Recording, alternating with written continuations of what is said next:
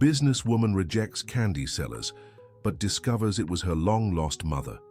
Samantha Parker felt her irritation grow as the traffic light took too long to change. At 35, she had built an empire in the business consulting field and had no patience for delays that disrupted her tight schedule. That's when an elderly woman approached the window of her imported car, holding a small cardboard box of homemade sweets. The woman, around 70 years old with graying hair and simple clothes, lightly tapped on the window. "Get away from there!" Samantha shouted, without even rolling the window down completely. "If you don't move now, I'll call the authorities." The vendor trembled but didn't back away. Her wrinkled hands held the box of sweets firmly, and she murmured something Samantha couldn't quite hear. "I told you to move," Samantha repeated, her tone even harsher. The elderly woman remained still, staring intently into the car.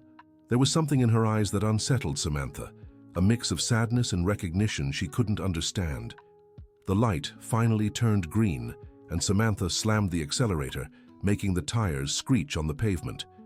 In the rearview mirror, she saw the vendor stagger back a few steps. But then, in a twist she never expected, she watched as the elderly woman collapsed onto the hot street. Samantha drove a few more blocks, trying to ignore the image stuck in her mind. The woman lying on the pavement, the box of sweets scattered around. She had important commitments, an investor meeting she couldn't cancel. Yet something troubled her deeply. It was more than guilt. There was a strange feeling, as if she had lost something important without knowing what. 20 minutes later, against all her rational instincts, Samantha turned around and went back. The vendor was still there, sitting on the sidewalk with people helping her. Her skin was pale and she was breathing heavily. "Come on, I'll take you to the hospital," Samantha said reluctantly, stepping out of the car. The elderly woman looked up, a faint smile appearing on her face. She didn't seem surprised, as if she knew Samantha would return. On the way to the nearest hospital, the vendor stayed quiet, just watching Samantha's profile as she drove. Every now and then, she murmured incomprehensible words, seeming delirious. In the emergency room, doctors quickly diagnosed severe malnutrition. Samantha filled out the forms as a temporary guardian, lying about her relationship with the patient. She said she was a family acquaintance. It was during the feverish delirium that Samantha heard something that chilled her. The vendor, amid confused murmurs, repeatedly called out a name she hadn't heard in decades. "Sammy Rose. My Sammy Rose," the elderly woman whispered. "Dear listener, if you're enjoying the story, don't forget to like and especially subscribe to the channel. It helps us a lot as we're just starting out." Now, back to the story. Samantha felt as if the ground had disappeared beneath her feet. Sammy Rose was a nickname only one person in the world knew, her mother. A loving nickname she had used when Samantha was little, before disappearing from her life at the age of 7. But that was impossible. Her mother had willingly abandoned the family, according to what her father had always told her. She had chosen to leave behind a daughter and a husband who loved her. Samantha looked more closely at the vendor's face. There were familiar features there, a bone structure vaguely resembling her own. But the wrinkles, the sun-dried skin, and the extreme thinness made any comparison difficult. "Nurse," Samantha called, her voice trembling. "She said my name. How is that possible?" The nurse shrugged. "With severe malnutrition, patients often hallucinate. They can mention names of people they've known throughout their lives. But Samantha knew this wasn't just ordinary delirium. Sammy Rose wasn't a name just anyone would know. It was intimate, personal, loaded with memories from a childhood she had tried to forget. She spent the whole night at the hospital, watching the vendor sleep. With every passing hour, more details of the woman's face seemed familiar. The shape of her nose, the curve of her lips, even the way her fingers curled over the sheet. In the morning, when she returned to the hospital with clean clothes and coffee for the nurses, Samantha discovered the bed was empty. "The patient ran away overnight," the on-duty doctor explained, "left without being discharged. It's more common than you'd think with homeless people." "Homeless?" Samantha asked, feeling a tightness in her chest. "Yes, judging by her appearance and signs of malnutrition. She's probably afraid she can't afford the treatment." Samantha left the hospital with more questions than answers. She drove through the streets of downtown New York City, searching for the candy vendor. She asked other street vendors, described the woman, but no one seemed to know her. It wasn't until the third day of searching that a water seller at a traffic light gave her a useful lead. "Oh, Miss Eleanor. She's always with 4 other ladies. They sell candy together, but each has her own spot. They live in a boarding house over on Mulberry Street." Eleanor. That was her mother's name. Samantha's heart raced as she drove to the boarding house. It was an old building, its facade peeling, windows cracked. A small grocery store selling basic goods operated on the ground floor. "I'm looking for Mrs. Eleanor," Samantha said to the boarding house owner, a middle-aged man with yellowed teeth. "She was hospitalized a few days ago and ran away." The man eyed her suspiciously. "Who's asking?" "I'm a friend. I want to make sure she's okay." "The girls won't want to talk to you. They protect Eleanor like she's their mother, and after the scare at the hospital, they're even more wary," Samantha insisted, offering money for information. The man finally gave in and led her to the shared room on the second floor. 5 beds crammed into a small space, clothes hanging on makeshift lines. 4 elderly women sat on one of the beds, speaking in hushed tones. When they saw Samantha, silence fell over the room. "Do you know Eleanor?" Samantha asked, trying to sound friendly. "Who's asking?" replied one of them, a petite woman with white hair tied in a bun. "I took her to the hospital. I want to know how she is." The 4 exchanged glances, suspicion in their eyes. The tallest of them, who looked about 65, stood up. "Eleanor doesn't want to see you. She was really shaken after the hospital. Said it's best if you forget you ever met her." "But why?" "I just want to help." "Help?" Another woman scoffed bitterly. "You yelled at her at the traffic light, humiliated her in front of everyone. Now you come here playing the Good Samaritan." Samantha felt the weight of shame. It was true. She had treated Eleanor poorly, but she had come back, hadn't she? She'd taken her to the hospital, paid for the emergency care. "Where is she now?" Samantha pressed. "She went out to sell candy.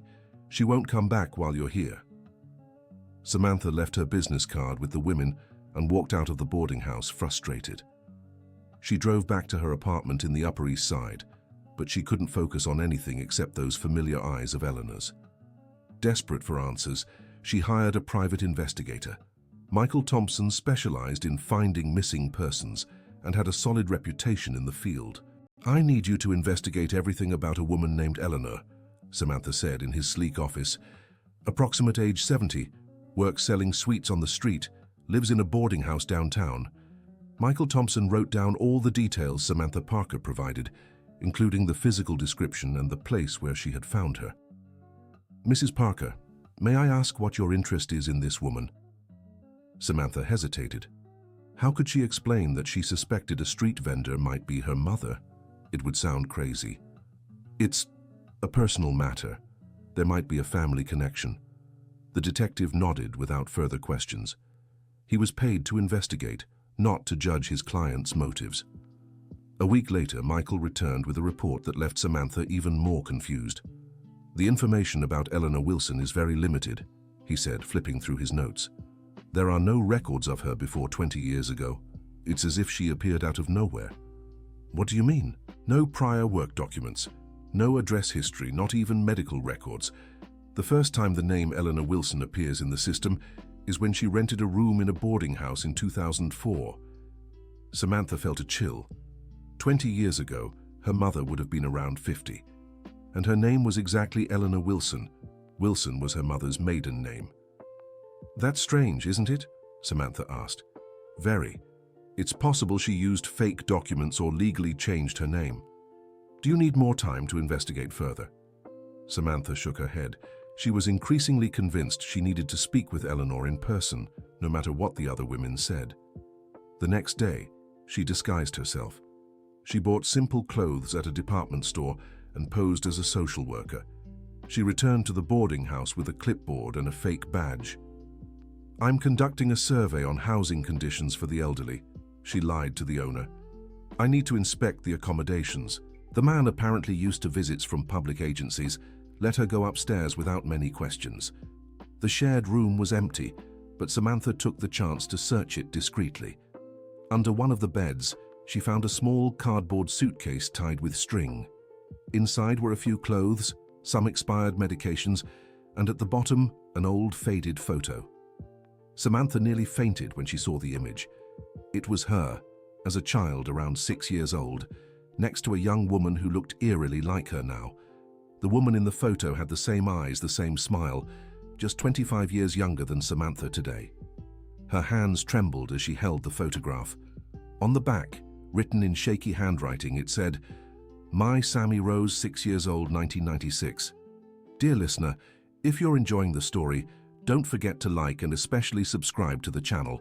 It helps us a lot as we're just starting out." Now, continuing. Samantha's legs gave way and she sat on the bed still clutching the photo. All the puzzle pieces began falling into place. The woman at the traffic light wasn't just any vendor. She was Eleanor Wilson, her mother, who had disappeared from her life when she was 7. But this contradicted everything her father had told her. According to Richard Parker, Eleanor had left the family voluntarily. He said she didn't want the responsibility of being a mother and wife, that she preferred the freedom of a commitment-free life. Samantha slipped the photo into her pocket and quickly left the boarding house before anyone noticed her. Her mind was in turmoil. If Eleanor really was her mother, why was she living in such poor conditions? Why hadn't she tried to make contact all these years? And most importantly, why had her father lied about her abandonment? Back at her apartment, Samantha called her father. Richard Parker, now 68, lived in a mansion in Beverly Hills and had grown even wealthier after Samantha took over part of the family business. "Dad, I need to talk to you. It's urgent." "Come here, dear. I'm in the home office." Richard's mansion was a status symbol. Expansive gardens, a swimming pool, a tennis court, and a garage with 5 imported cars. Samantha had grown up in that luxurious environment, always believing her mother had chosen to give it all up. "Dad," said Samantha, entering the lavish office, "I need you to tell me the truth about my mother." Richard looked up from the papers he was reading. "Why bring this up now, Samantha? We've talked about it many times." "Because I found a woman who might be her." Richard's face hardened. "That's impossible. Your mother died many years ago." "You never told me she died," Samantha shot back, noticing the contradiction. "You always said she abandoned us." Richard stood up from his chair, clearly agitated. "She was dead to us, that's what I meant. When someone abandons their family, it's as if they've died." Samantha pulled the photo from her pocket and placed it on the desk. "Then explain this." Richard looked at the image and his expression completely changed. The color drained from his face and his hands began to tremble. "Where did you find this?" "It doesn't matter where. What matters is you explain why my mother is living on the streets selling candy to survive while we have all this luxury." "Samantha, you don't understand. I protected you. Your mother is unstable. She would have ruined your life." "Liar!" Samantha shouted, losing patience. "She's kept a photo of me for nearly 30 years. That's not what someone who abandoned their child does." Richard began pacing the office, running his hands through his graying hair. Samantha had never seen him so unsettled. "You know nothing," he snapped. "She was poor, uneducated, lacking class. She would have hurt my business, tarnished our family name. So you threw her out. I did what was necessary to protect our future." The confession hit Samantha like a slap. She had always idolized her father, seeing him as an honorable, hard-working man. Discovering he had deliberately torn a mother from her daughter made her sick. "Dad, what exactly did you do?" Richard sank heavily into his leather chair. He seemed to have aged 10 years in minutes. "She was hindering my career. I was starting the company and needed connections with important people. Eleanor didn't know how to behave at business dinners, spoke poorly, dressed badly. She was an embarrassment." "That doesn't justify separating a mother from her child." "It does," Richard retorted, regaining some of his arrogance. "Look at what you've become, a successful, respected, wealthy businesswoman. Do you think you'd be this way if you'd grown up with that woman?" Samantha was disgusted by her father's mindset. "She's my mother, Dad. No matter how much money we have, she's my mother." "Was. She was your mother. Now she's just a stranger selling candy on the street." The coldness in Richard's words cut Samantha's heart like a blade. She realized she had never truly known the man who raised her. "I want the documents," she said firmly. "Everything you did to keep my mother from me." "There are no documents. It was too long ago." Liar. "You're a lawyer, Dad. I know you documented everything to protect yourself legally." Richard fell silent for a few minutes, weighing his options. Finally, he walked to the hidden safe behind a painting on the wall. "You'll regret knowing the truth," he said, entering the combination. "Some things are better left buried." He pulled out a yellowed folder and tossed it onto the desk. Samantha opened it with trembling hands. Inside were documents that told a story entirely different from the one she'd known her whole life. There was a restraining order against Eleanor, preventing her from approaching her daughter. There were receipts for payments to a lawyer specializing in complex separations, and there was even a report from a private investigator who monitored Eleanor to ensure she wouldn't attempt contact. "My God," murmured Samantha, reading the dates. "You did this for years. I did what needed to be done. She tried to see me. It's right here. It says she tried to pick me up from school several times, but you always stopped her. And it was better that way." Samantha stood abruptly, knocking over the chair. "You ruined her life. It's all here. She worked as a maid for decades, earning pennies, always watched by your thugs. She could have started over somewhere else. No one forced her to stay in New York City."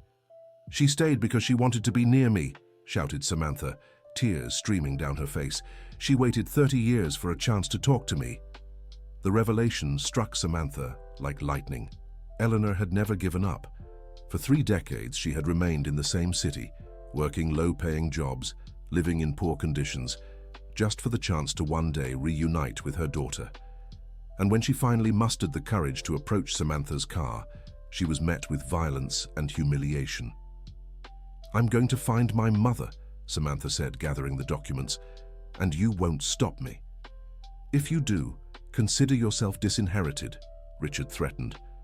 "All your inheritance, all your shares in the company, gone." Samantha glanced around the luxurious office, thinking of all the comfort that money provided.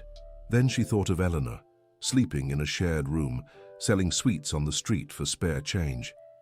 "Keep your dirty money, Dad. I'd rather be poor with dignity than rich with shame." She stormed out of the mansion, slamming the door, determined to find Eleanor. But when she reached the boarding house, she discovered it was too late. "She's gone," said the short woman she had met earlier. "After you came here pretending to be a social worker, she got scared and left." "Where did she go?" "We don't know. She took her few belongings and left before dawn. Only left this." The woman handed Samantha a letter written on plain paper in Eleanor's shaky handwriting. "My dear Sammy Rose, I know you've discovered who I am. I saw you took the photo from our safe. I'm sorry for keeping it a secret, but I didn't want to disrupt your successful life. You've grown into a beautiful, strong woman, everything I ever dreamed you'd be. Your father, despite everything, gave you opportunities I never could. Don't look for me. I've suffered enough, watching you from afar all these years. Now that we've met, I can leave in peace knowing you're well. With all my love, your mother, Eleanor." Samantha collapsed in tears right there in the boarding house doorway. The other 4 women gathered around her, offering comfort and tissues. "She really is your mother, isn't she?" asked the tallest one softly. Samantha nodded, unable to speak. "Eleanor talked about you every day, said she had a successful businesswoman for a daughter, that she was proud even if she couldn't be close." "Do you know where she might have gone?" The 4 exchanged worried glances. "She's been very sick," one revealed. "Has heart trouble but refuses treatment. Says medicine is too expensive." "And yesterday she was coughing up blood," added another. "We tried to convince her to go to the hospital, but she wouldn't." Panic seized Samantha's chest. Eleanor was sick and alone somewhere in the city, all because of the years of suffering her father had caused. She began a desperate search, checking public hospitals, homeless shelters, churches that served meals. She hired Detective Michael again and offered a reward for any information about Eleanor. During the search, she uncovered details about her mother's life that moved her even more deeply. A former employer shared how Eleanor always kept newspaper clippings about a successful young businesswoman, unaware it was her own daughter. She said she was proud of women who managed to succeed in life. the woman recounted. She always read the articles about that young lady in business. What was her name again? Samantha Parker. She'd paste the pictures on the wall of the tiny room where she lived. Samantha discovered that Eleanor had worked her entire life as a maid, a cleaner, a caregiver for the elderly, always in low-paying jobs, always saving every penny in hopes of one day being able to offer her daughter something better when they reunited. The most heartwarming discovery came from an old neighbor of Eleanor's. "She celebrated your birthday every year," the woman said. "Even without you there, she'd bake a simple cake and save a slice in a special box. She said it was for when you came back." Dear listener, if you're enjoying the story, take a moment to like and especially subscribe to the channel. It helps us a lot as we're just starting out. Now, continuing. Samantha realized the box Eleanor had carried on the day they met at the traffic light was the same one where she'd kept the cake slices. Her mother had carried 30 years of maternal love condensed into that small cardboard box. After a week of fruitless searching, Michael finally brought useful news. "I found a woman matching the description at Mount Sinai Hospital," he said. "She was admitted to the emergency room last night with severe heart problems." Samantha rushed to the hospital, her heart pounding with fear and hope. She found Eleanor in the ICU, hooked up to machines but conscious. When she saw Samantha approaching the bed, Eleanor smiled weakly. "My Sammy Rose," she whispered. "You came." "Mom," Samantha said, taking Eleanor's wrinkled hand. "Why did you run away? I was looking for you." "I didn't want to disrupt your life. You have everything I ever dreamed for you." "I have nothing without you, Mom. I spent 30 years believing you'd abandoned me." Eleanor closed her eyes, gathering strength to speak. "I never abandoned you. Not a day went by that I didn't think of you. I worked near your school for years just to watch you grow up from afar. Why didn't you try to talk to me sooner?" "I did, many times. But your father, he had men watching me. Whenever I tried to get close, they'd push me away." Samantha held Eleanor's hand tighter. "I know everything now. I saw the documents. Dad told me the truth." "Don't blame him too much," Eleanor said, surprising Samantha. "He did what he thought was best for you. And it worked, didn't it? You became a wonderful woman. But at what cost, Mum? You spent your whole life suffering because of it." "It was worth it. Every sacrifice was worth it when I see what you've become." Tears streamed down Samantha's face. Her mother, even after so much pain, showed no bitterness or anger, only unconditional love and maternal pride. Over the following days, as Eleanor recovered, mother and daughter talked about the lost years. Eleanor shared stories of her jobs, the times she'd tried to get close, and how she'd learned Samantha had become a businesswoman. "I started selling sweets 5 years ago," Eleanor revealed. "When I found out where you worked, I'd stand at the traffic light in front of your office, waiting for the day I'd have the courage to speak to you. Did you see me pass by often? Almost every day. You always looked so focused, so important. I was proud but also afraid you'd reject me like what happened that day." Samantha felt devastated, imagining all the times she had passed by her mother without recognizing her. "The meeting at the traffic light wasn't a coincidence, was it?" Eleanor smiled weakly. "No, I knew your route, the times you'd pass by. I'd been preparing for months, gathering courage. And I treated you in the worst possible way. You didn't know who I was, and I understand your frustration, a street vendor bothering an important executive." It was during these conversations that Samantha learned the story of the 4 other women who lived with Eleanor at the boarding house. She discovered her mother had become a maternal figure to several elderly women who had no family. "They're my daughters of the heart," Eleanor explained. "When I couldn't raise you, they filled the void in my chest."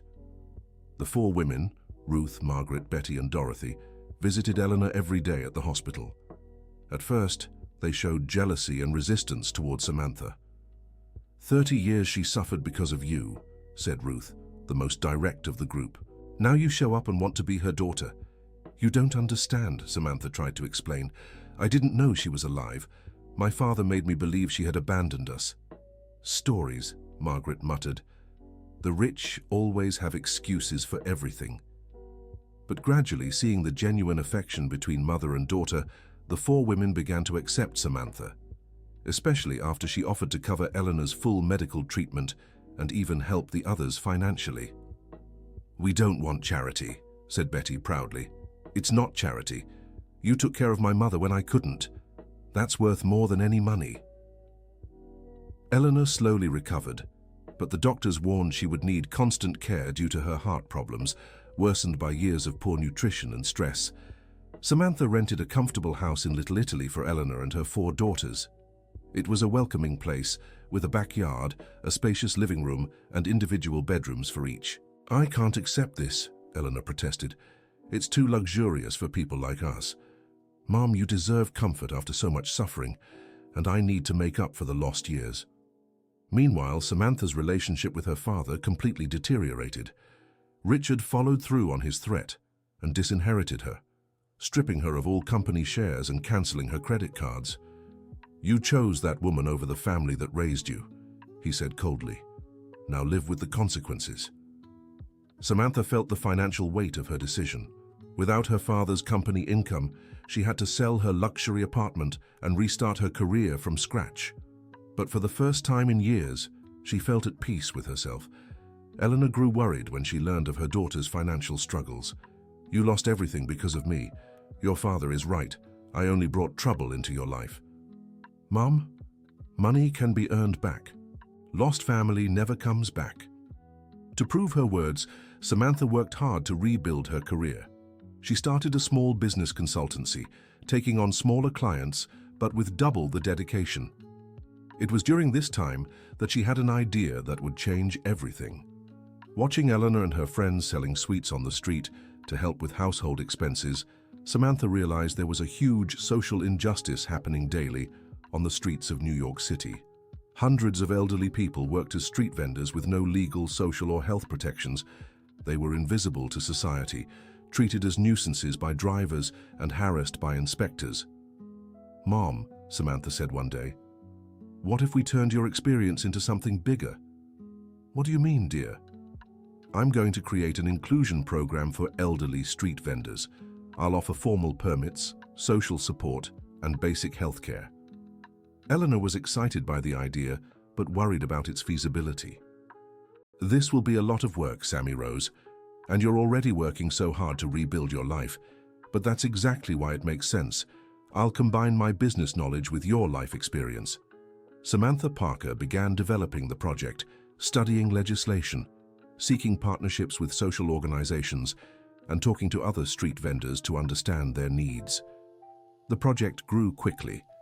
Eleanor Wilson became the field coordinator, using her credibility among the vendors to convince other seniors to join the program. "You won't have to hide from inspectors anymore," Eleanor explained in the meetings. "You'll have documents, you'll have rights."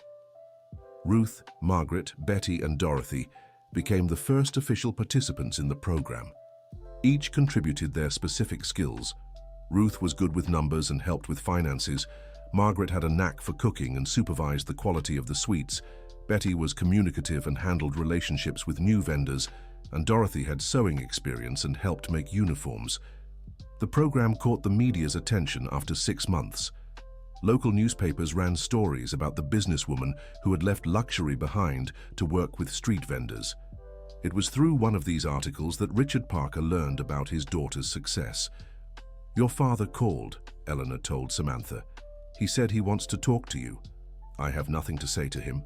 Sammy Rose, he's your father. No matter how bad it was, he's your blood family." "You're my family, Mom. You and the girls." But Eleanor insisted that Samantha at least hear what Richard had to say. Reluctantly, she agreed to meet him at a neutral cafe downtown. Richard had visibly aged in recent months. His hair was grayer, and there was a weariness in his face she had never seen before. "I came to apologize," he said, getting straight to the point. "I read about your work in the papers. I saw how Eleanor is helping others. I realized maybe I was wrong about her." Samantha eyed him skeptically. "What do you want, Dad?" "I want my daughter back, and I want to meet Eleanor. Really meet her, not through the prejudice I've carried all these years." You ruined her life, Dad. 30 years of suffering because of pure class prejudice. I know, and I'll carry that guilt for the rest of my life. But maybe there's still time to fix some mistakes. Samantha fell silent, processing her father's words. Part of her wanted to reject him as he had rejected Eleanor, but another part remembered her mother's words about forgiveness and family. "I'll talk to my mother," she said finally. "If she agrees to meet you, I'll try reconciliation. But with conditions." "What conditions?" "First, you'll fund the street vendor inclusion program. Second, you'll apologize to my mother in person. And third, you'll return my shares in the company." Richard nodded without hesitation. "I accept all your conditions." The meeting between Richard and Eleanor took place in the Little Italy home, with the 4 daughters providing emotional support for Eleanor. Samantha was nervous, fearing her father would show his prejudice again. But Richard surprised everyone. He arrived humbly, without pretense, dressed simply, and when he saw Eleanor, his eyes filled with tears. "Eleanor," he said, his voice trembling, "I'm sorry. I'm sorry for everything I did to you, to our daughter, to our family." Eleanor looked at him calmly. "Richard, you did what you thought was right at the time. I don't hold any anger. But you should. I tore a mother from her daughter. I destroyed 30 years of your lives. And those 30 years taught me so much about life, about people, about what truly matters," Eleanor replied. "If I hadn't gone through that, maybe I would have never met Ruth, Margaret, Betty, and Dorothy. Maybe I would have never developed the compassion I have today for people who suffer." Eleanor's response completely disarmed Richard.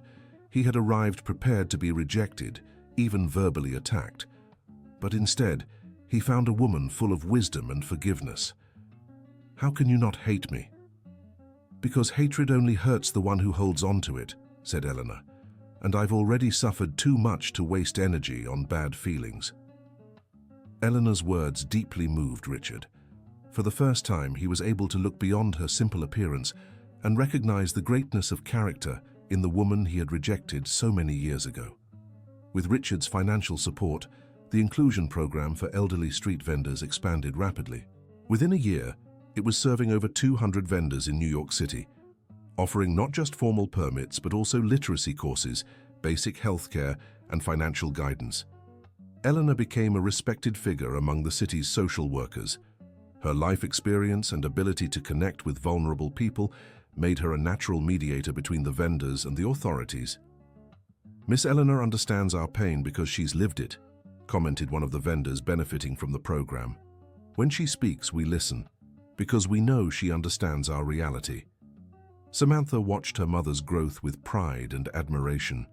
The fragile woman she had found malnourished in the hospital had transformed into a respected and beloved community leader. The bond between them also deepened day by day. Samantha realized she had inherited not just her mother's physical traits, but also her determination, work ethic, and genuine concern for others' well-being. "You're just like me when I was young," Eleanor said one day as they organized program documents, "always wanting to solve everyone else's problems." "Is that good or bad?" Samantha teased. "It's good when we find balance, bad when we forget to take care of ourselves." Eleanor was referring to Samantha working too much, dedicating nearly all her time to the program and neglecting her personal life. "Mum, now that I have you back, I don't want to waste a single minute." "But you need to live your own life, Sammy Rose. Find someone special, build your own family." "I already have my family. I have you, I have the girls." "That's not enough for a young woman like you. I missed the chance to see you grow up, date, get married. I don't want you to miss those opportunities because of me." Samantha knew her mother was right, but she was so focused on making up for lost time that she had put her love life on the back burner. It was during the program's second year that she met David Mitchell, a volunteer doctor who provided free care to registered vendors. David was 38, divorced, and had become interested in the program after treating Eleanor in the emergency room on the day they reunited. "Your mother impressed me deeply," he told Samantha. "Even while sick, all she talked about was you, how proud she was, how much she wanted to protect you." "She always thought more about me than herself," Samantha replied. "From what I see, you two have that in common." Samantha and David's relationship developed gradually, built on shared work and mutual admiration. Eleanor was the first to notice something special was happening. "That doctor likes you," she said one day with a knowing smile. "Mom, we're just co-workers." Sammy rose. "I'm 70 years old and have spent my life observing people. I know when a man is interested in a woman." Eleanor was right. David had been interested in Samantha since their first meeting, but he respected the delicate moment she was going through, rebuilding her life and reconnecting with her mother. When he finally confessed his feelings, he did so simply and directly, right in front of Eleanor and the four older women. "Samantha, would you like to have dinner with me tomorrow? Just the two of us, no work talk." The five elderly women exchanged knowing smiles, clearly approving of the suitor. "You should go, dear," said Eleanor. "We approve of him." That dinner was the first of many. David proved to be a mature, caring man who genuinely admired the social work Samantha was doing. More importantly, he respected and admired Eleanor, treating her like a second mother from the start. 2 years after their reunion, Eleanor had the privilege of watching her daughter get married. The ceremony was simple, held in the backyard of their Little Italy home, attended by friends, family, and dozens of street vendors who had benefited from the program. Richard was also there. His relationship with Eleanor had evolved into a respectful friendship, and he had become an active supporter of the social inclusion program. "I never thought I'd see my Sammy Rose in a wedding dress," Eleanor said, tears in her eyes as she helped Samantha get ready. "And I never thought I'd have my mother by my side on the most important day of my life." The most emotional moment of the ceremony came when Eleanor gave her speech as the mother of the bride. "My daughter grew up far from me, but a mother's love was always with her," Eleanor said, her voice clear and full of emotion. "Today, seeing her happy, fulfilled, doing so much good for so many people, I know every hardship was worth it. True love always finds a way." There wasn't a dry eye in the crowd. Even Richard cried, recognizing the greatness of the woman he had unfairly rejected so many years ago. After the wedding, Samantha and David moved into a house near Eleanor's, continuing their joint work in the social program. The family had grown. Besides Eleanor and her 4 daughters, it now included David and, a year later, Eleanor's first grandchild. The boy was born on a sunny December morning, and Eleanor was the first to hold him after his parents. "Welcome to the family, little Richard," she whispered, looking at the baby who carried his paternal grandfather's name. The choice had been Samantha's suggestion, a way to seal the family's reconciliation for good. Richard was moved when he learned he'd been honored, but insisted, "Let him be raised with Grandma Eleanor's values, not Grandpa Richard's prejudices." The street vendor inclusion program continued to grow, expanding to other cities. Eleanor, now 75, scaled back her direct involvement, but remained a consultant and symbol of the project. Ruth, Margaret, Betty, and Dorothy also became respected figures in the social movement, each developing their own specialties. Ruth became an expert in microloans for small entrepreneurs, Margaret opened a cooking school for seniors, Betty became a family conflict mediator, and Dorothy started a sewing workshop employing vulnerable women. The program's success drew national attention. Eleanor was invited to speak at conferences, universities, and events about social inclusion. Always humble, she'd say, "I'm no expert. I only know what life has taught me, and I've learned that everyone deserves dignity, no matter their circumstances." During one of these talks, a journalist asked if she still held resentment for all those years of suffering. "Resentment is a luxury poor folks can't afford," Eleanor replied. "If I'd spent my energy holding on to anger, I wouldn't have had any left to build everything we've built." The response became a famous phrase, repeated on social media and cited in other social projects across the country. On the 5th anniversary of the reunion between mother and daughter, they organized a special celebration. It took place at the same traffic light where it had all begun, but this time with an official program booth selling sweets to raise funds for new projects. Hundreds of people attended the event. Street vendors helped by the program, social workers, volunteer doctors, business owners who had become partners, politicians supporting the cause, and dozens of families who had been inspired by Eleanor and Samantha's story. 5 years ago, in this very spot, A mother and daughter were reunited in the worst way possible, Samantha said, addressing the crowd. Today, this place represents hope, transformation, and proof that it's never too late to start over. Eleanor, standing beside her, held her grandson in her arms.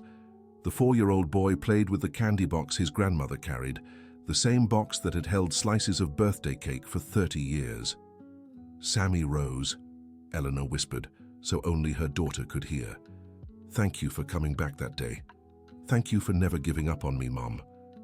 They embraced right there, in the middle of the crowd, surrounded by the unlikely but true family that fate, perseverance, and love had brought together. The end. Now tell me what you thought of this touching story. Where are you watching from? If this story moved your heart, leave your heartfelt words in the comments. Do you believe Eleanor made the right choice by forgiving? Your opinion means so much to us. Don't forget to like and subscribe for more stories that will touch your soul.